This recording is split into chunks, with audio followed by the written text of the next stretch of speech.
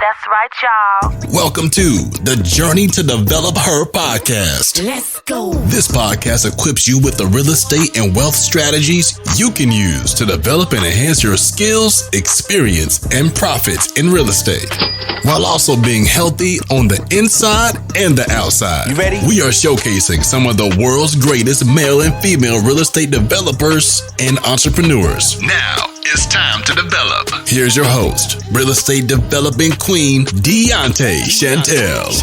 Let's go. I'm Deontay Chantel, developer and entrepreneur, and the host of the Journey to Develop Her podcast. We talk about all things real estate and self-development, we'll say. And we do have a special guest today, Mr. Rich Wonders, the Novation King himself. And he's going to talk to us all about novations, how to do them, how to acquire property. And we're going to talk about wholesaling as well, because it all plays a part. It's just a different strategy in wholesaling. All right. Sure. So For sure. to run it back, we're going to talk about your origin story, how you got started in this business, and what led you to real estate. Okay. So I had done a bunch of jobs. I did sales jobs before. I sold biz ops over the phone for a while when I was in my early 20s. I worked in a recording studio for a couple of years. Things didn't end up working out. I found myself basically completely broke. My girlfriend at the time kicked me out, and I was sleeping on the floor of the recording studio at nighttime when the owners and everyone was gone. I was like working through the night. I get a couple hours of sleep. I get up early enough and take off and go, hang out with friends or whatever during the day, try to catch a shower, try to, change clothes and, get a couple hours of sleep. And then I come back and I work, right? And obviously I knew that wasn't sustainable. And after a while I got sick of that. I had a friend that let me sleep on his couch. And basically I had to get a job, a real job. I found myself calling one Craigslist ad. It was for setting up and demonstrating home appliances. Found I was actually selling Kirby vacuums door to door for like $2,800, commission only. Long story short, did that for 9 years. Had my own business with that for a while, but learned so much in sales, because that was like a very difficult sales position. But the guy I worked for was a freaking G. He had his stuff. He knew sales. He knew how to motivate people. He knew how to run teams. He knew how, he just did everything on a high level. And this guy was making millions of dollars every year and had huge house, 5,000 square foot house on an acre, $300,000 pool. He had the whole vision of all the things that, a lot of people think of for material success, right? So that was the thing that kind of showed me entrepreneurship could be real, and showed me look, even if you're doing something that's considered a quote unquote crappy business or whatever, you can make millions of dollars if you do it at a high level. And it taught me a lot. He was a really good mentor for me that taught me a lot of things. And I can say that now looking back, but at the time there was a lot of times that he pissed me off because he didn't pull any punches, and he was just a straight up dude. But it ended up being such a blessing because it really got my sales chops down. And I had I had 9 years of doing the same sales presentation and training people and hiring people, learned a whole bunch. So basically, maxed that out, finally got sick of doing that. I had a baby on the way, my first child on the way. I had met my now wife, she was then my girlfriend. And with Kirby, when I was doing the vacuum things, I was traveling all around. We'd go for a week or two at a time to go these little towns, New Mexico, Northern Arizona, all over the place. And I just knew, I'm look, these next 9 years got to be better than these last 9 years, because I'll be damned if I'm just a career vacuum salesman and this is my legacy. I thought I was going to be a famous producer at one point. I had all these high hopes. And basically at that point, I felt like a failure, right? And I'm look, I need to get into better vehicle. I was making what I thought was good money. I was making low six figures, selling the Kirby's, but I just knew it wasn't sustainable and it wasn't the lifestyle I wanted. So I had a buddy, his name's Jared Piper, and he was a realtor, and I was his friend on Facebook. He was a friend from elementary school that I loosely stayed in contact with. And I'm looking at his feed, I'm okay, he's in South America this week. He's in freaking Bali next week. He's taking all like these crazy exotic vacations. And I'm like, dude, why is he doing all this? And I'm here like stressed the hell out. Like, maybe I need to do what he's doing, right? And I hit him up and I'm like, bro, like this realtor thing looks like it's really working out. And he's like, yeah, bro, I don't do that anymore. Like, I'm not a realtor anymore. He's like, I still have my license, but I don't do any retail stuff. I was like, well, dude, what the hell are you doing? He's like, I wholesale. I was like, wholesale? What's that? Right? And he like explained it to me. He's like, yeah, I market direct to seller. I negotiate a price with them, and then I resell it to a cash buyer, and I earn a profit. I was like, damn, that doesn't sound too bad. I could do that. Like, I talk to people all day. Like, I'm sure I could figure that out, right? So that's what started my journey of kind of going down the YouTube rabbit hole. So I was still doing my Kirby thing, right? And I was just like, between all my calls, all my free time was just like YouTube, wholesale. Like, I got into Sean Terry real big. I was watching Wholesale to Millions was another early one I was watching. TTP, Brett Daniels. Like, basically any information I could get my hands on, I was just consuming. I was like, I need to figure out everything I can about this. So basically, I'm watching Sean Terry, I'm watching all this stuff, right? I go and holler at my buddy. I was like, ask him about maybe us possibly working together. Went and met with him. He was like a one-man band, so he was doing his thing solo. He had like an assistant, and he might have like a VA or something, right? But I went into his office. I didn't know at the time, this guy was already making millions of dollars. But like, I saw his office, it was kind of empty, and I was like, oh man, I don't know. Like, I was used to working in a big office with a lot of people. So, we kind of put that on pause, and I ended up, I'm here. Okay. I ended up hitting up Sean Terry because I was like, look, let me find the version of the guy that I'm working for in wholesale, right? So to me, I'm like, no brainer, Sean Terry. He has all these videos, all these trainings, podcasts, and he lives in Phoenix where I am. I'm like, I should probably hit him up. So I ended up hitting him up. Basically gave him my pitch, like, look, top Kirby salesman. I will do whatever it takes. I'll be the best, employee that, you've ever had. And gave him a whole 9 yards, right? He told me to send a video.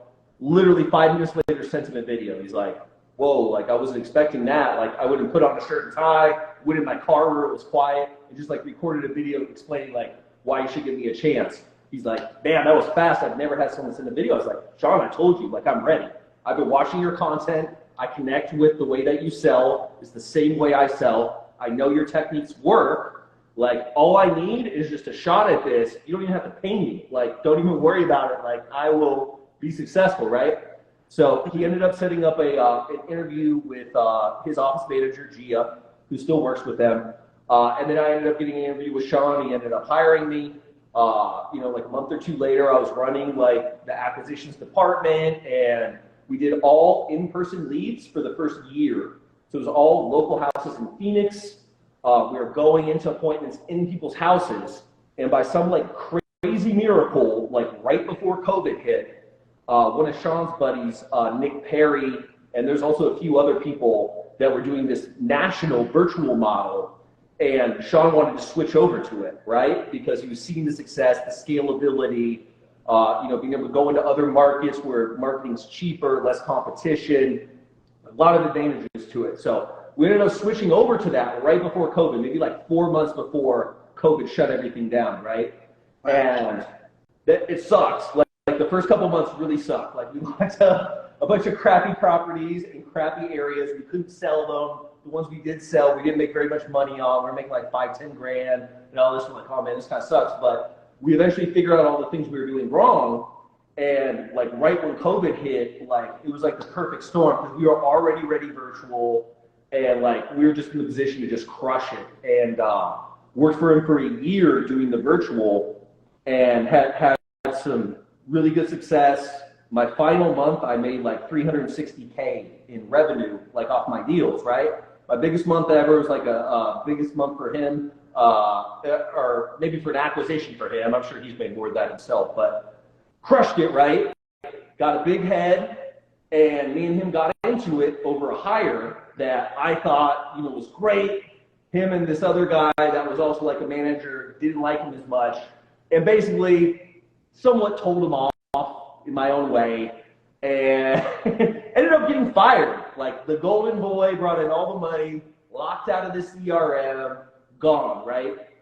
So I got my last check from him. It was like the biggest check I'd ever had at one time. It was like, I want to say like 46,000 or something like that. Never had my hands on that much money at one time before. Like, I was like, okay, cool, sweet. Obviously, I'm rich now and set for life. Not really, but you know what I mean? in my mind, right? Big check. Oh yeah, everything's good. And went on my own, spent a whole bunch of money, got a couple deals. Didn't really work that hard. Ended up getting down and worked for a guy named Corey Geary, and that's where I learned Novations. And then that's where I developed also my sales pitch for Novations and kind of fine-tuned all that. And me and him ended up parting ways maybe 8 months later. He was featuring my calls in his mastermind. So basically all the people in his mastermind, when they found out I left, they started hitting me up for like training and acquisitions. And that's when I kind of started my own journey of, people were sending me leads and I was JVing with them, had some partnerships formed, started doing training for some bigger wholesalers around the country. And then, I've been doing my own thing now for a little bit over a year, maybe a year and a half, and just crushing it, man, helping teams across the country, spread the Novation gospel, getting people on game for how you can sell your wholesale deals on the MLS to retail buyers. And I just love negotiations, working with people. I love working with sellers, but more so, I love working with salespeople. Because if I can teach someone like something that's going to help them make more money and achieve what they want, like for me, that's like very satisfying. You know what I mean? Because we all see ourselves in other people, So like, if I can help someone else make money, obviously it's going to help me as well. Let me ask you, because you gave us the whole rundown, and thank you for sharing that journey. My journey is very similar. I had partners, and we didn't work out. Right? So sometimes it just doesn't work out. Sometimes you just have to work with people and learn what you need to learn, and go on about your business, right? But we just can't work with them. Just got to keep moving. So I understand with that. I also started out in the investment space as a wholesaler as well. For those who do know about me, started out as a wholesaler, went to real estate development within like 2 years of wholesaling. And the plan is to teach all of that on the podcast. But for Novation, what is a Novation contract? Because a lot of people here, wholesalers that I actually know on here, and some people that wanted to learn it, they know about wholesaling, but I don't think they're implementing that Novation contract. So tell us exactly how we can. So the only difference between a Novation deal and a classic wholesale deal is there's different paperwork. So you have a purchase agreement, you have what's called an attorney in fact that lets you list the property on the market, and then you have what's called the Novation Agreement that allows you to sell it to a buyer with a loan. So traditional wholesale, you have to sell to someone that's paying with cash or hard money, right?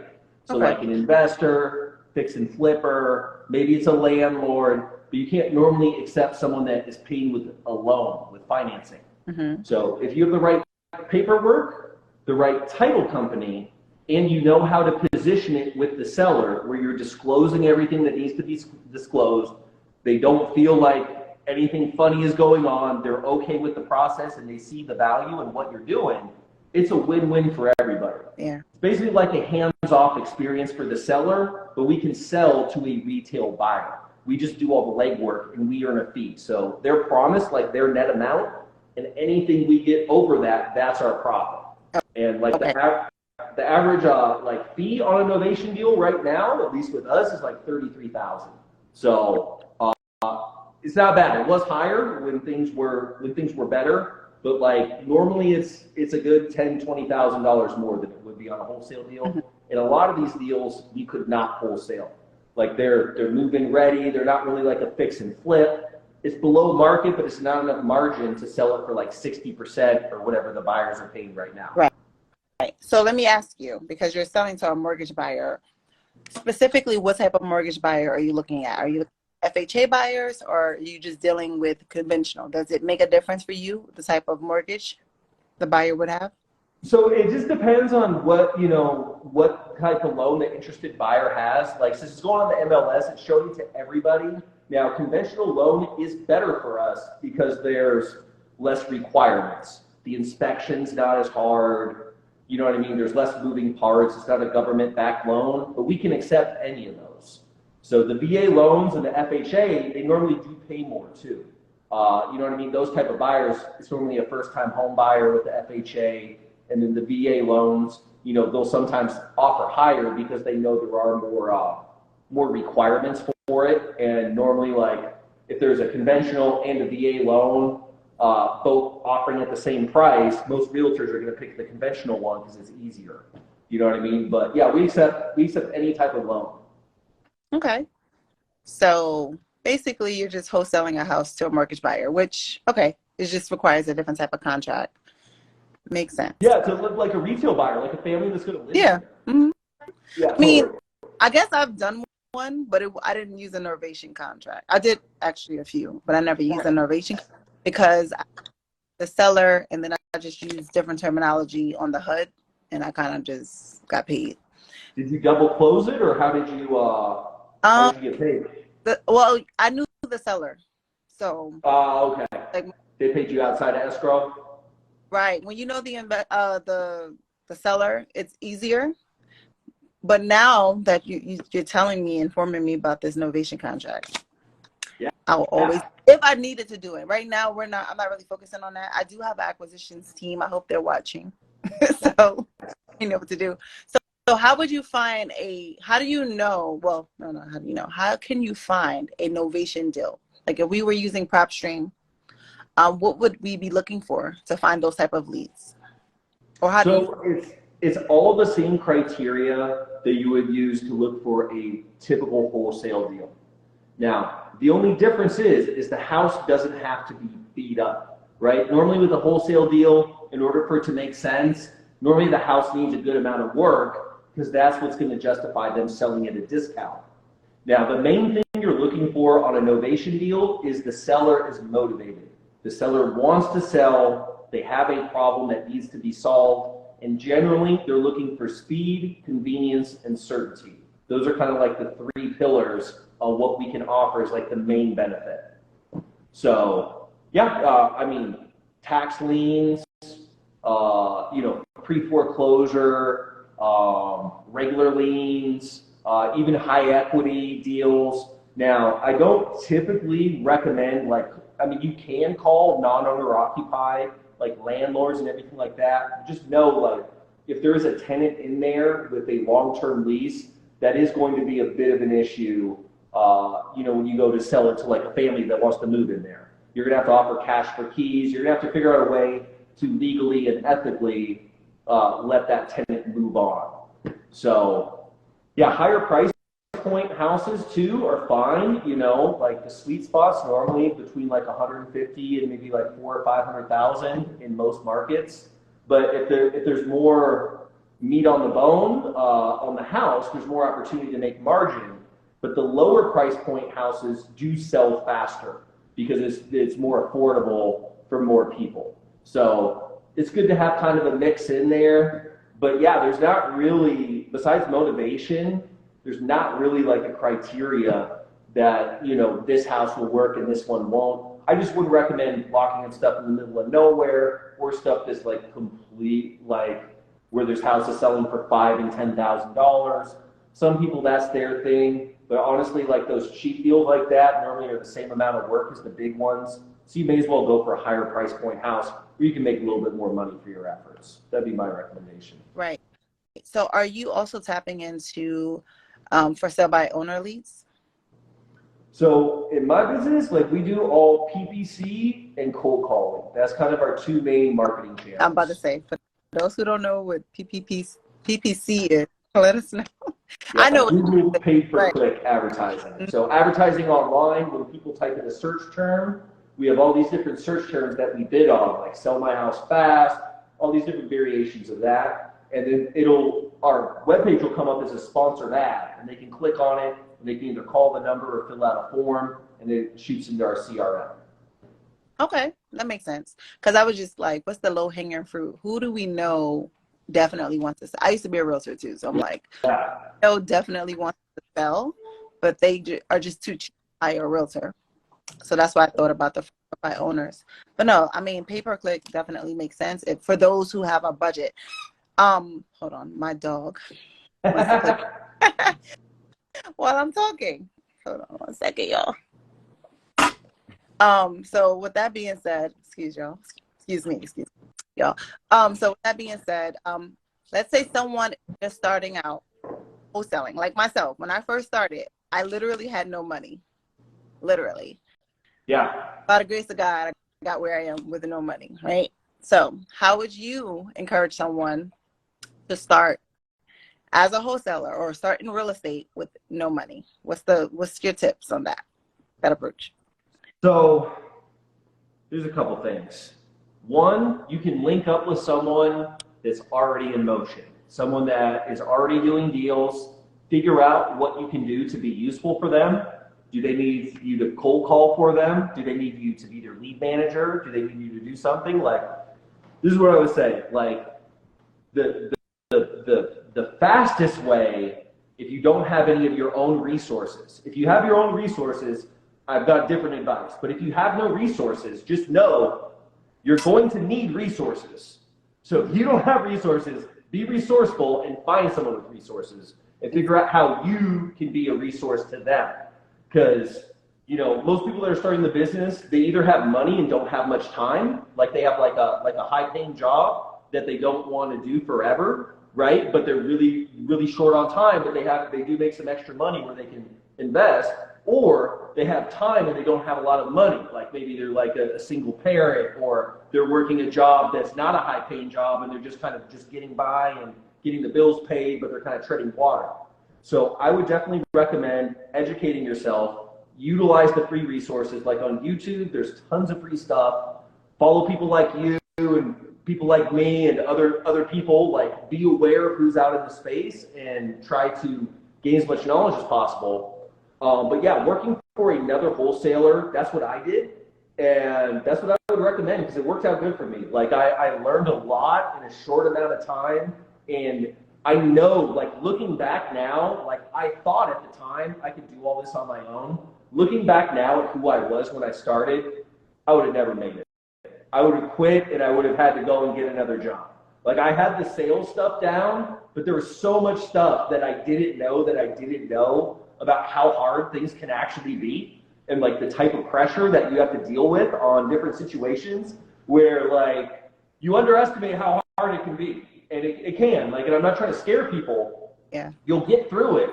And when you're done, you're going to be this new person that is a beast. Like, you will continue to get stronger. Like, every deal that goes crazy and all the things you deal with, all the pressure, will make you a stronger person. But don't, like, if you go into this thing thinking it's going to be like, not that hard, like, it will be hard at some point once you do enough deals.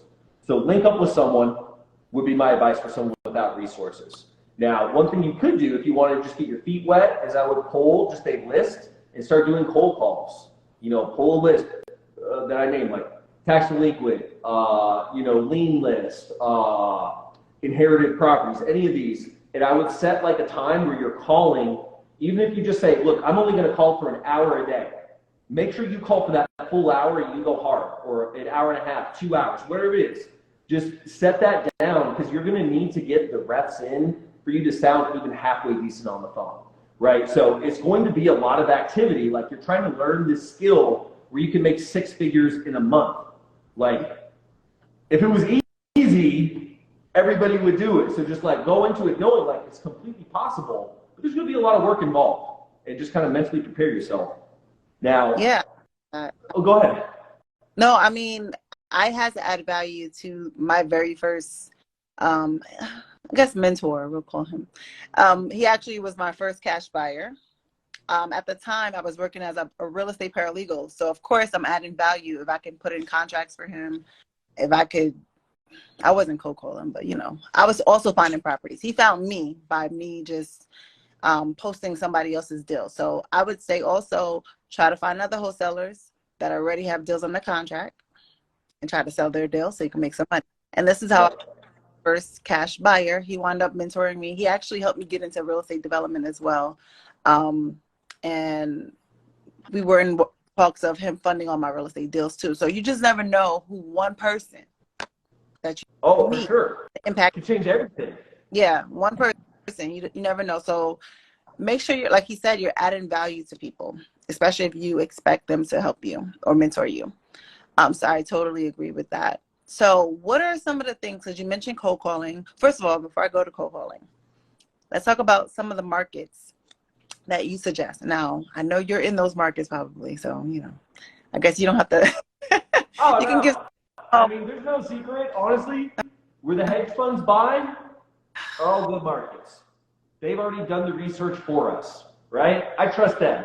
They've got a lot bigger budget than me. Anywhere hedge funds buy is a good market. Good. I would say for most people, unless you're in the middle of nowhere, starting in your backyard is not a bad idea either. Right. Because it'll be easier for you to build your network in your home city. You can go to live events. You can, it's a different connection when you go and meet someone and shake their hand in person than when you're just meeting them over the internet. But with that being said, I have people that I've never met in real life that we've done hundreds of thousands of dollars in deals in. You know what I mean? All just over the phone, Skype, and all that. So I was going to ask you about the buyers too, but you mentioned your hedge fund buyers. What are your suggestions on how to find hedge fund buyers? So, you can even honestly with just a Google search, but right now, like hedge funds, they're not buying a lot. And I wouldn't suggest a new person going in with their strategy to start selling to hedge funds. Like they will eventually start buying again, but right now, like everyone I know that's doing 10 deals or more a month, they're all doing at least half of their deals on market as novations. It's too difficult to do like the whole business of just wholesale right now and get the volume that you need and the profitability that you need. So I would pick one or two markets too if you're brand new and stick with those. Now I do have something that I just worked out with a company called Cold Call Advantage, and I'm going to be launching it next week. I'll give you guys just like the sneak peek right now. But I wanted to have like a plan for people that are looking to get into wholesaling and they don't have the marketing budget and they don't have all that already. And we ended up working out this deal where like the course members that get into Novation and Acquisitions training, they get like a free month of like one or two cold callers with the data and everything. So they'll have like leads for that first month at least coming in where they can practice and everything and potentially get a deal. So I'm trying to think outside the box, you know what I mean, on that and be able to put people on. But I'll drop more details with that when that once we have the website launched and all that good stuff. So this is another option. Yeah, sounds very, very interesting and clever, actually. Right? Yeah. So I think that makes sense. So cold calling. Everybody dreads doing it. I never really had to do it a lot. I got a lot of REO properties. I work mainly with the government or municipalities. I buy from the tax sales, things of that nature. So a lot of my stuff is, already done for me. I know it's a seller for the government that wants to sell. So I never really had to personally, for a lot of my business, get those type of deals. However, I do have an acquisition team now that they are in position to start cold calling. What are your recommendations for cold calling? How do we win people over? You're the genius salesman here. What are your recommendations? What are you implementing when you're actually cold calling people? All right, so cold calling, here's the thing. If you're going to be cold calling yourself, what I would recommend is get the most targeted list that you can. Don't call yourself on a high equity list. With a high equity list, just people that have owned the house for a long time, have lots of equity. Especially a bunch of old people, right? So you want to be as niche down as you can, because if you're going to suffer and go through the effort, you want to make sure you have the best opportunity that you can. And I would suggest blocking out periods of time, and just, even if it's short periods of time, have time where you're like, I am going to go hard on cold calling from here to here, and then keeping that commitment. I also would recommend, do not have you calling yourself as a long-term strategy. It's not going to be sustainable. You're not going to want to do it. You're eventually going to want to hire a third-party company. I don't recommend training your own VAs. Some people have been very successful at that. I like things that are easy. I like doing the few things that I'm good at, and all the other things that I suck at, like, I'd rather just have someone else do it. That's their thing. So I would suggest hiring cold callers eventually, and it's not that expensive. You know what I mean? All things considered. Like, maybe after you get a deal yourself, cold calling. But the good thing about getting the cold calls yourself is, one, it's going to give you time to get better on the phone, so that when you do have a good lead, you don't sound like it's your first phone call. Like, you sound like you've been around the block a little bit. And it also gives you an appreciation of, you know, how many people have to be called for someone to actually raise their hand and say, hey, yeah, I would consider a cash offer. So when you get those leads, they are more valuable to you. You know what I mean? Because you put in the work for them. So it does teach you some good perspective. Doing some of your own cold calling and prospecting will teach you to respect the leads and treat them all like pure gold. You know, people that are just spoon-fed leads from the very beginning, sometimes they're like, if it's not a lay down, they're like, oh man, these leads suck. Like, where's the person that's just going to sell me their house at a discount and I just take the order? Like, you'll get those sometimes, but you can't build a lifestyle off of those. Like, those are just bonuses. So, yeah, cold calling I think is good when you're starting out, because it'll give you the chops, and it's a low-risk situation where you're not, like, I wouldn't recommend someone get brand new in the business and start PPC marketing, like doing Google paid ads.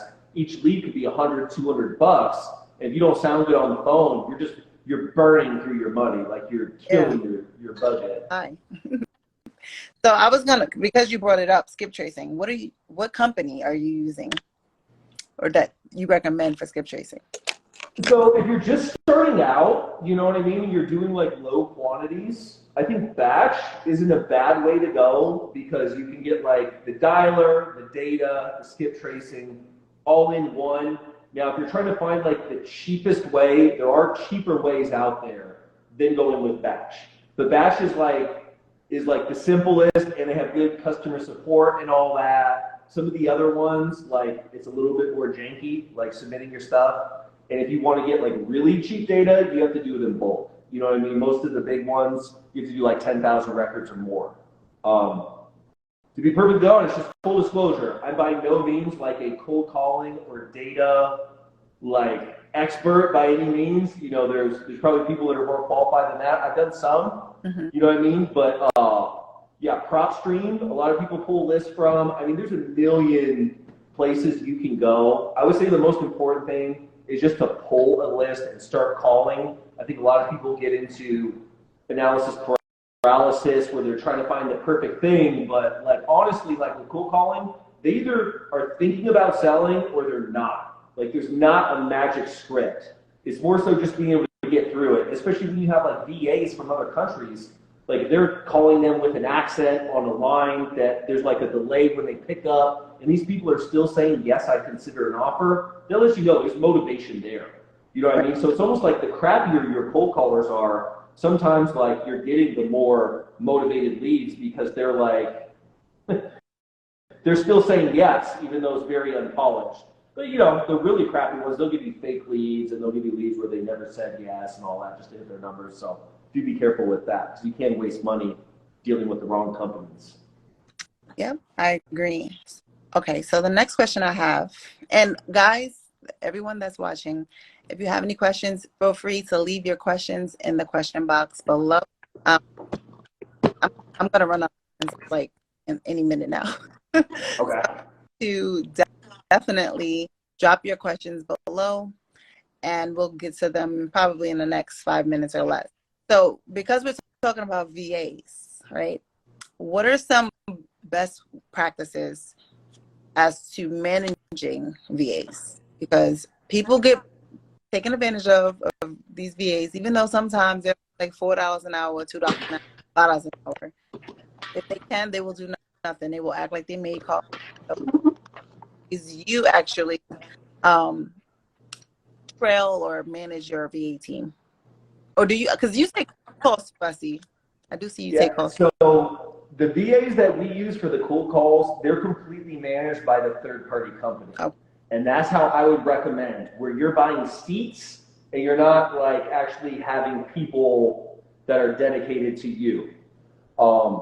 Now, in terms of like having VA like acquisitions people and VA other team members, right, that aren't cold callers, I can only speak from like secondhand experience from people that I've seen that have been successful, because I've never ran like a big VA team. Like honestly, like I like to travel light and like I don't like a lot of baggage and everything. I just like to be the one-man band, go in there and do my thing and get out.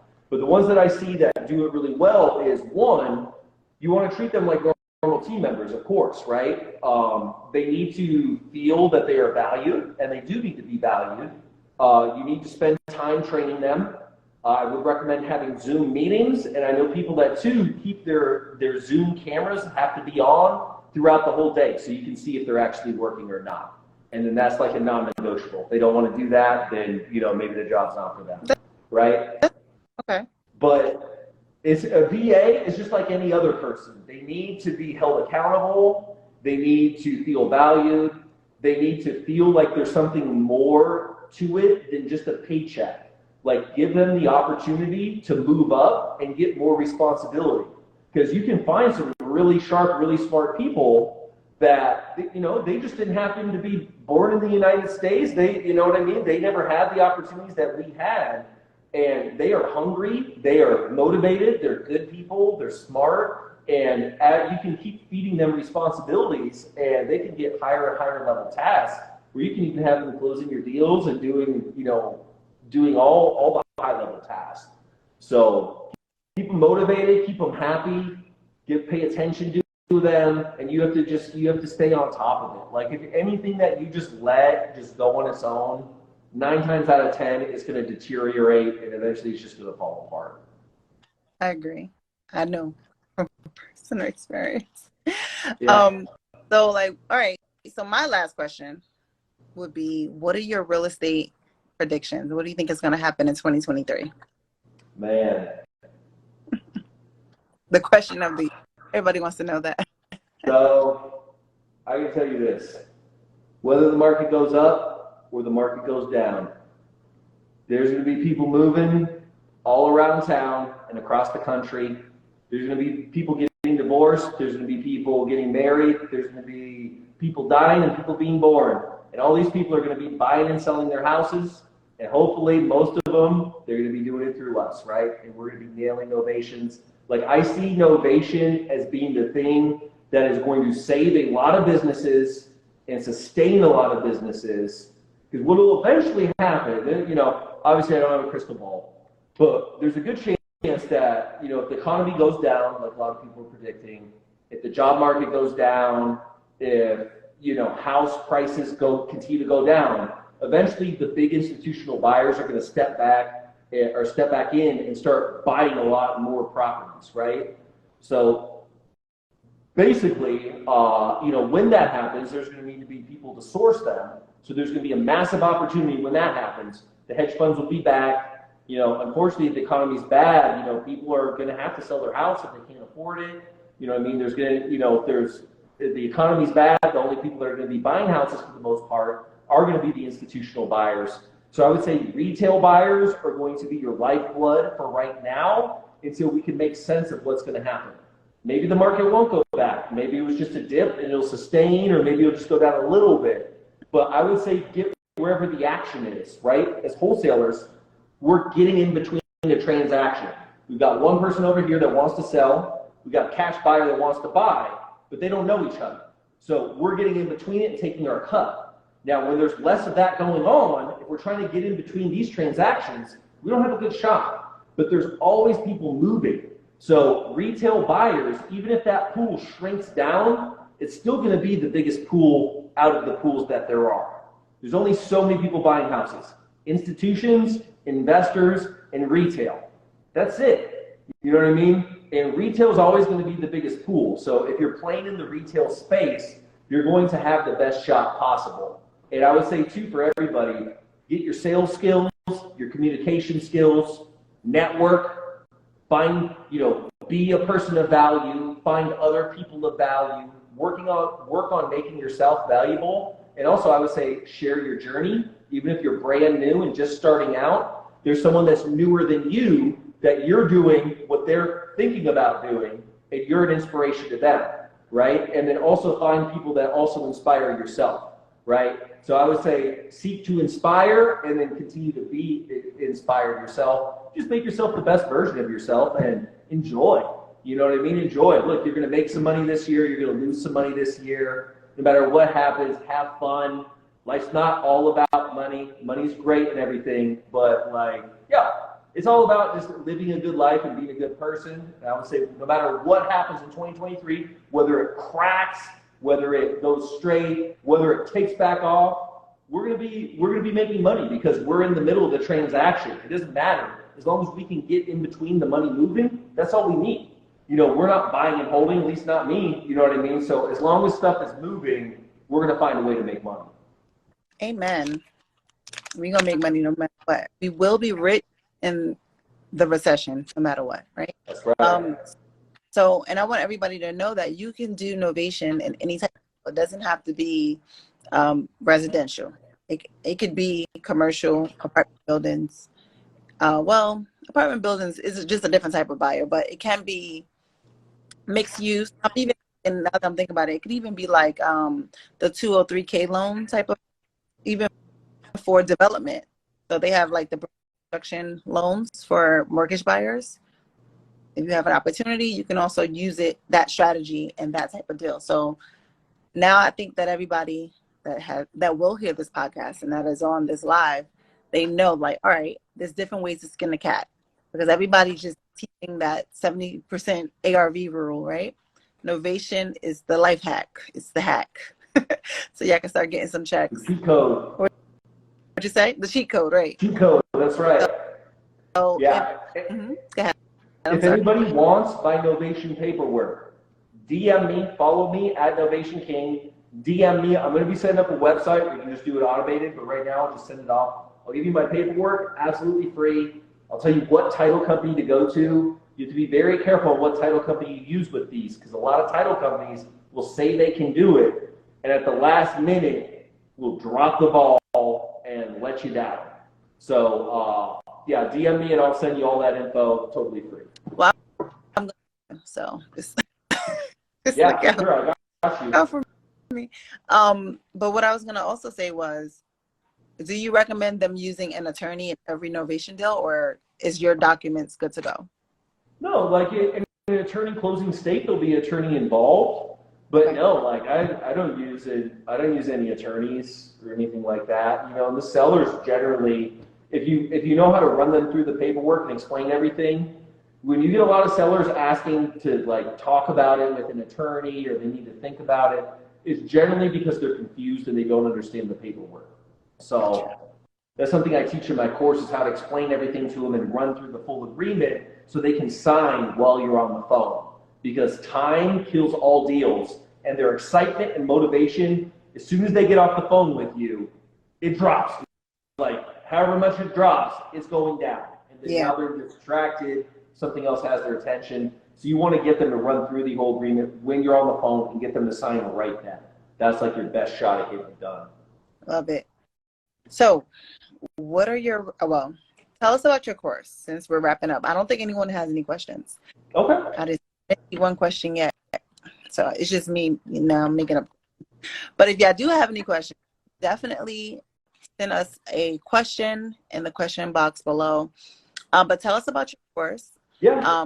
Definitely send me an affiliate link or something so I can post it with the episode, because I want to post this on YouTube. So you'll be able to see the replay to this on YouTube and on all of the major podcast platforms. So that's Apple Podcasts, Radio, Spotify, everywhere. So tell us about your course and let everyone know how to keep in contact with you. Yeah. So the course is Rainmaker Acquisitions 2.0. It's a wholesale and novation acquisitions course. This is like the main focus is how to talk to sellers, how to negotiate with them, how to lock up the deal, how to go through the paperwork, and then how to set the expectations. So it's not like a wholesaling 101 course. I don't cover cold calling, marketing. I don't cover, like, I wanted to do one thing that is my expertise, and I just kind of like lay out the whole blueprint on how you can get really good at talking to sellers. So it's video modules. I've got real live seller calls. I also have included some bonus material with Zooms that I've done, with team trainings, and also like a paid live training that I did. Like the idea is for someone, whether they're a seasoned wholesaler or they're brand new, where they can go through the content and they understand the mindset of a closer, they understand how to read the sellers, they have all the scripts and everything you need. I wanted to boil it down to like the most useful stuff without it being overly long, overly complicated, bunch of fluff and scholarly stuff. Like, I've taken a lot of courses myself. I tried not to do all the stuff that I didn't like on the other courses and just try to make it as simple as possible and just like a repeatable process. Got it. So we've got like 130 something students now. I've got 0 chargebacks. You know, I work with some of the biggest wholesalers in the country, like, not to toot my own horn. You did. Like, we've gotten great success with the process. Like, everyone's following the process, and it doesn't just work for me. It works for everybody that implements it. Yeah. So if you're looking to get on game and not reinvent the wheel, yeah, go to workwithwonders.com. The link's in my bio. I do have a 50% off discount code for like a little bit longer. I keep stretching it out because people keep signing up. As soon as I take it down, people are like, bro, I was about to get paid next week, please. Like, it's 2023 is the discount code, and that gives it to you half off. Okay. So it's normally like $9.97 right now, and it brings it down to like under $500. So about the cost of like a bottle of Grey Goose and like a club somewhere, right? But this is something that can literally change your entire skill set and financial future. So definitely something to check out. You know, and I do have a 2-pay plan too. If you wanted to split it up into 2 different payments, if you don't have it all at once, it's like you pay one month, and then you pay the other payment the other month. So I love it. I'm glad you know it get real out here, right? So he's right. giving options. If you missed the beginning of the interview, he talked about his whole journey, how he got started. So to see him now is really, truly a blessing. Thanks for sharing your story, your testimony with us. And he worked with the best, some of the best. He helped build some of the best wholesalers companies out here. So that's why I brought him on here. That's why he's qualified to tell you all about Novation, right? Yeah. How you can add this strategy to your business, your wholesaling business. Now, if you do want to know about wholesaling, we are going to recommend that you get that information on YouTube. I mean, everyone's talking about it on YouTube. Actually, I learned how to wholesale from YouTube. And this was back in 2015, 16, when people wasn't really giving the game out. Yeah. I learned how to do certain things on there. And then I had to just learn from trial and error. You know, the streets is always going to teach you what you need to know. But no, this was awesome. It was a pleasure meeting you, Rich. When I'm in Arizona, if I make it out there, let's definitely link up. I know you have a beautiful wife and family. I would love to meet them too, God willing. And again, thank you so much for joining us. Yes. Thank you so much for having me. I love what you're doing, entrepreneur-wise, putting people on, spreading good vibes. I'll definitely post you and have, tell everybody to follow you. So thanks again. It's been great conversation, great energy, and yeah, let's do some deals. Let's go. And I'll send you some deals too, because I have some. But with that being said, everyone, thanks for watching. Make sure you go check out the replay on YouTube. Again, Journey to Develop Her, and also on Apple, iTunes, Spotify, all of the major podcast platforms. All right. And follow at Journey to Develop Her, of course. All right. Y'all be blessed. Take care.